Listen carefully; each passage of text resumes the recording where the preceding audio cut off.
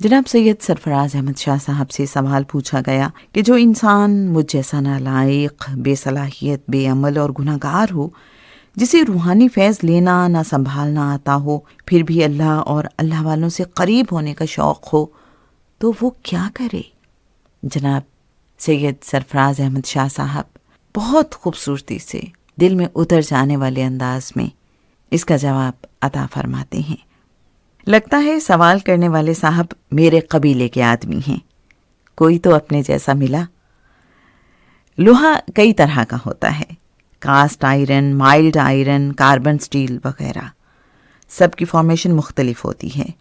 اس کے اندر carbon, silicone اور manganese کی پرسنٹیج مختلف ہوتی ہے، اسی لحاظ سے آئرن کی قسم ڈٹرمن ہوتی ہے۔ اگر کاسٹ آئرن کو مقناطیس کے قریب رکھا جائے تو وہ پرماننٹ میگنٹ نہیں بنتا، لیکن اگر وہ مائلڈ سٹیل ہے تو مقناطیس کے پاس رکھے جانے کے کچھ دیر بعد پرماننٹ میگنٹ میں تبدیل ہو جائے گا۔ یاد رہے کہ کاسٹ آئرن ہی کیوں نہ ہو، میگنٹ کے قریب رہنے سے مقناطیسی اثرات ضرور پیدا ہوتے ہیں، چاہے وہ وقتی ہی کیوں نہ ہوں۔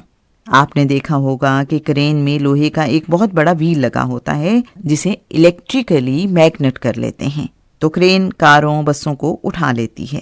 کئی ٹن بھاری ریلوے بوگیوں کی شنٹنگ میں وہ الیکٹرک میگنٹ کام آتا ہے، لیکن جو ہی سوئچ آف کریں وہ ویل دوبارہ لوہے کا ٹکڑا بن جاتا ہے۔